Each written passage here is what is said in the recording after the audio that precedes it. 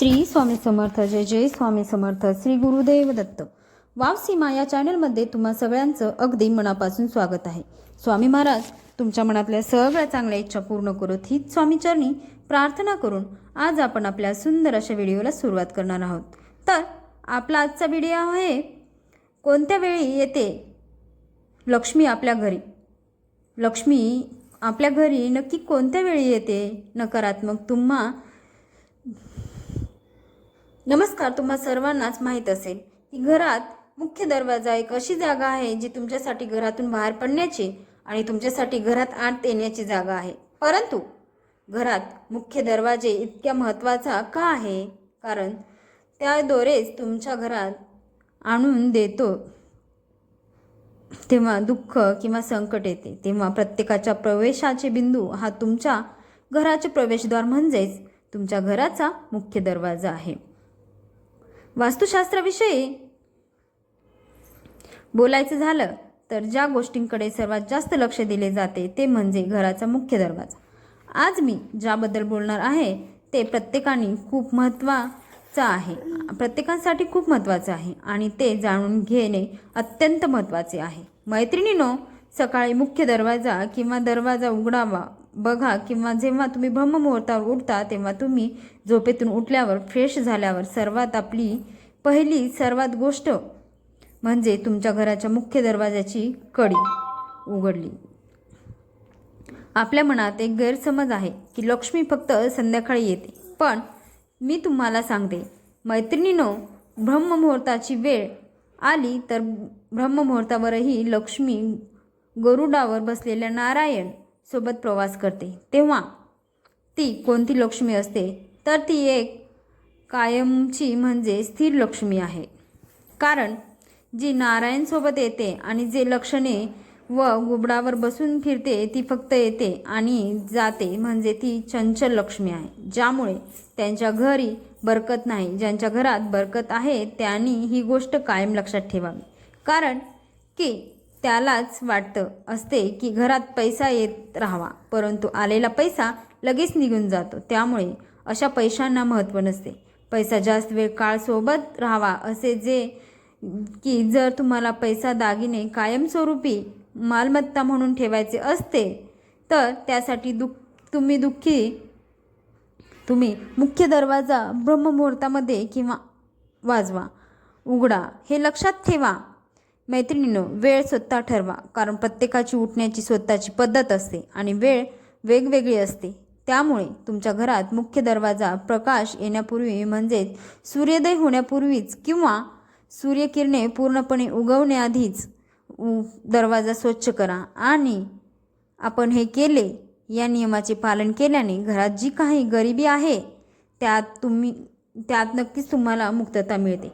बघा, फक्त एक गोष्ट केल्याने आपण गरिबी मुक्त होतो असे नाही. गरिबी ही अशी गोष्ट आहे की धर्म ग्रंथात गरिबी हे रक्ताचे बीजासारखे असते असे म्हटले जाते.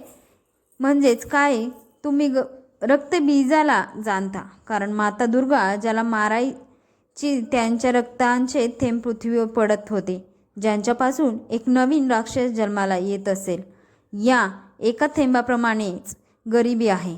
एक कर्ज घेतले तर दुसरे घेतले आणि काही अडचणी आली तर असे होते. कोणतीही एक गोष्ट करून गरिबी दूर होत नाही असे समजू नका की तुम्ही अशी पूजा करत राहा, पण तुम्ही जर नियम न पाळता पूजा केली तर लक्ष्मी येत नाही आणि लक्ष्मीला बोलवण्याची हीच योग्य वेळ आहे. यावेळी मुख्य द्वार उघडा.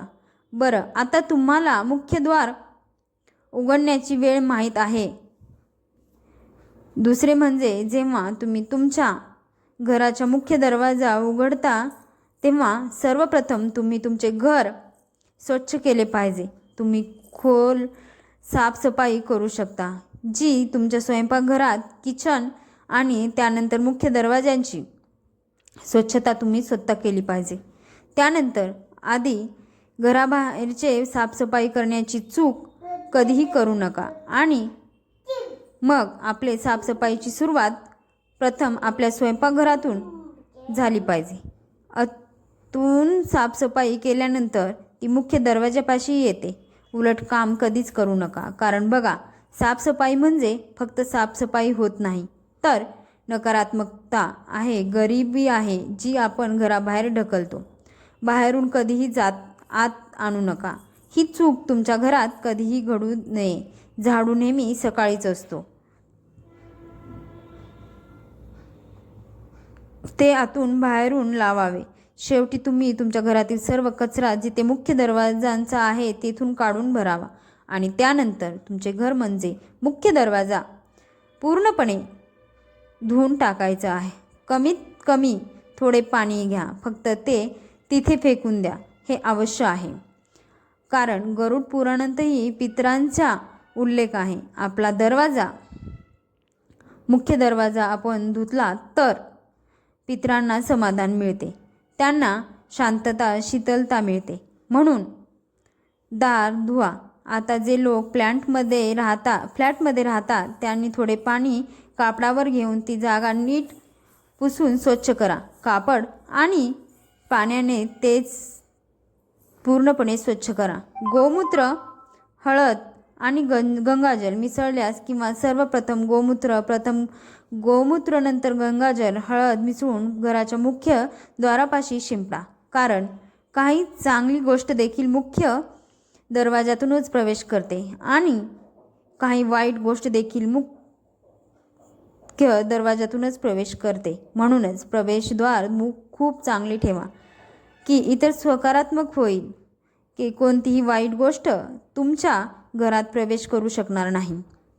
मैत्रिणींनो, तुमचं मुख्य दरवाजा इतका शक्तिशाली आणि प्रभावशाली बनवा की सर्व नकारात्मकता आणि वाईट गोष्टी ज्या काही घडतील ते मुख्य दारावर संपेल आणि तुमच्या घरात फक्त चांगले आणि आनंददायी प्रसंग घरात येऊ शकतील. हा प्रयत्न आपल्याला करावा लागेल. म्हणून एक गोमूत्र शिंपडा, त्यानंतर स्वास्तिक बनवावे लागते, कारण तुमच्या घराच्या मुख्य दरवाजावरील उंबरठा रोज स्वच्छ करा. जर तुम्हाला स्वास्तिक बनवायचं असेल तर तुम्ही ते तुमच्या दरवाजांच्या उंबरठ्यावर दोन्ही बाजूनी बनवावे. त्यामुळे तुम्ही हळद आणि गंगाजल मिसळून थोडेसे कुंकू घेऊन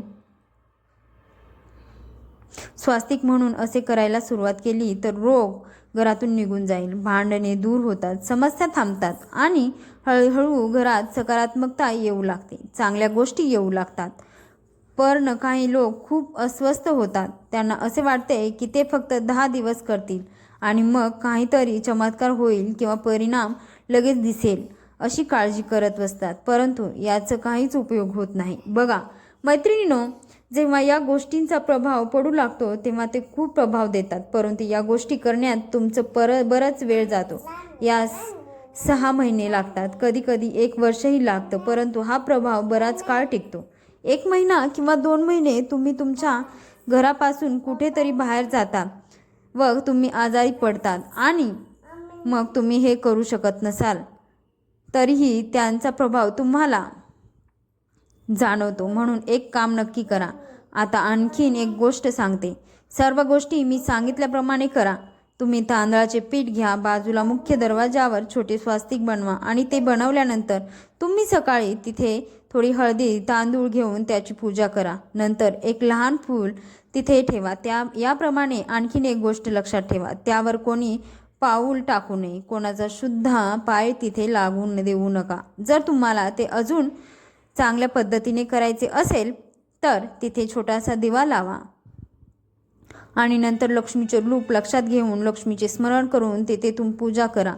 त्यामुळे तिच्या पूजेत फारसे काही लागत नाही, फक्त तांदूळ ठेवा. हे 3 वस्तूंनी तिची पूजा करावी. स्वास्तिक किंवा तुम्ही बनवलेले फूल देवाला लक्ष्मीचे पाय सुद्धा बनवू शकता. या दरवाजातून माता लक्ष्मी प्रवेश करते, म्हणून उंबरठ्याची पूजा केली जाते. देवी लक्ष्मीला प्रसन्न करण्यासाठी निश्चितच वेळ लागतो, पण ज्या भक्तावर लक्ष्मी देवी खुश होते व ती तिच्याकडे धावत जाते. आईला जास्त खुश करण्यासाठी कोणत्याही वस्तूंची गरज नाही, परंतु लक्ष्मी माता खरंच खूप गोड आहे, दयाळू आहे. जर तुम्ही समस्यांशी झगडत न राहता पुढे जात राहा, अनेक दिवस अशी पूजा केली नाही तर तेही